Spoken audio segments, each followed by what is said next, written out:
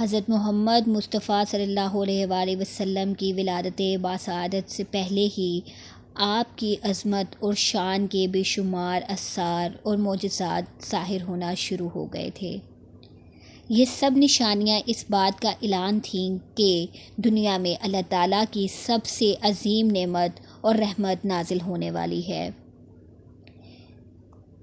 انہی روشن نشانیوں میں سے وہ معجزات بھی شامل ہیں جو آپ صلی اللہ علیہ وآلہ وسلم کے باطن مادر یعنی حضرت آمنہ بیت الوہب رضی اللہ تعالیٰ عنہا کے شکم مبارک میں ظاہر ہوئے۔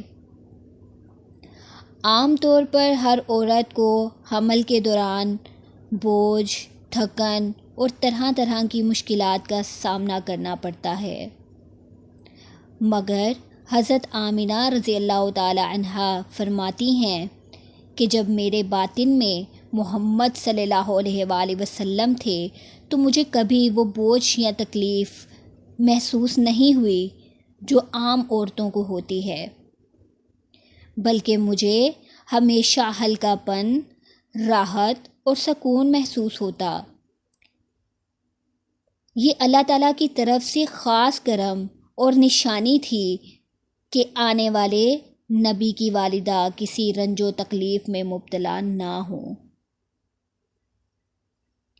جب حضرت آمنہ رضی اللہ تعالیٰ عنہا بیان کرتی ہیں کہ جب میرے باطن میں رسول اللہ صلی اللہ علیہ وآلہ وسلم تشریف لائے تو مجھے ایک نور دکھائی دیتا تھا جس کی روشنی اتنی زیادہ تھی کہ اس کے ذریعے میں نے شام کے محلات دیکھے۔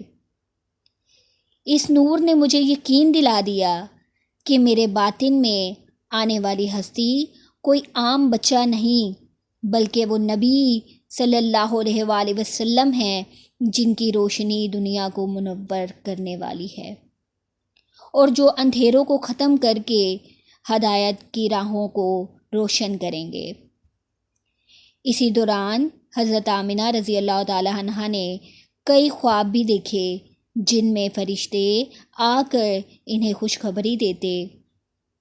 ان خوابوں میں انہیں بتایا گیا کہ آپ کے باطن میں جو بچہ ہے وہ اللہ کا خاص برگزیدہ رسول ہے۔ آپ کو حکم دیا گیا کہ جب یہ بچہ پیدا ہو تو اس کا نام محمد رکھنا، کیونکہ یہ نام آسمان و زمین میں سب سے زیادہ پسندیدہ ہے۔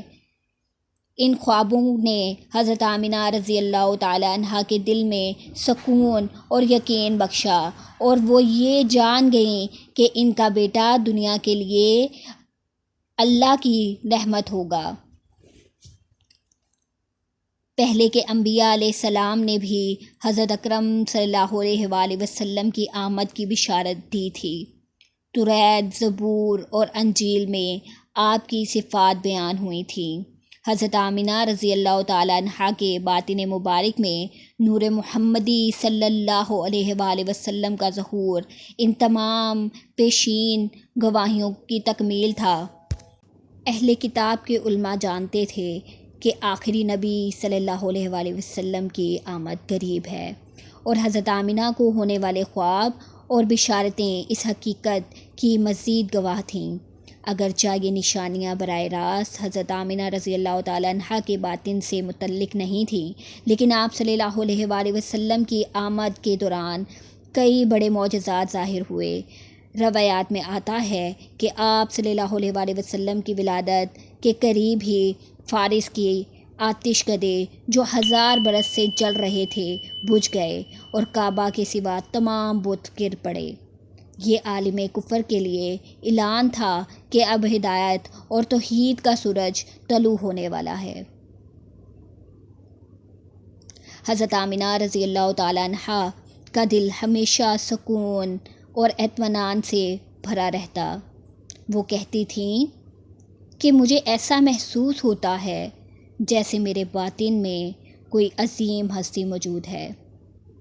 جب وہ چلتی پھرتی تھیں تو ان کے دل میں ایک روشنی اور طاقت محسوس ہوتی۔ یہ کیفیت عام عورتوں کو نصیب نہیں ہوتی۔ ان کا حمل انتہائی آسان تھا، نہ بیماری ہوئی اور نہ کوئی بڑی پریشانی۔ ایسا لگتا تھا جیسے اللہ تعالیٰ نے ان کی حفاظت کے لیے فرشتے مقرر کر دیے ہوں، تاکہ نبی صلی اللہ علیہ وآلہ وسلم آخر الزمان کا باطن مادر میں قیام ہر طرح سے پرسکون رہے۔ کئی روایات میں آتا ہے کہ حضرت آمنہ رضی اللہ تعالیٰ عنہ کو بعض اوقات فرشتے خواب یا کشف میں نظر آتے اور انہیں خوشخبری دیتے اور کہتے کہ آپ کے باطن میں دنیا کا سب سے عظیم انسان ہے۔ یہ کیفیت اس بات کی نشانی تھی کہ فرشتے بھی آپ صلی اللہ علیہ وآلہ وسلم کی آمد پر خوشیاں مناتے اور آپ کی حفاظت پر مامور تھے۔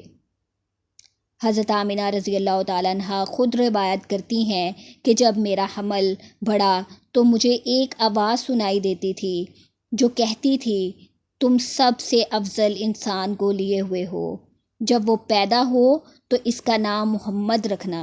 یہ الفاظ ان کے ایمان کو مزید مضبوط کرتے اور انہیں یقین دلاتے کہ ان کے باطن میں اللہ کا خاص برگزیدہ نبی ہے۔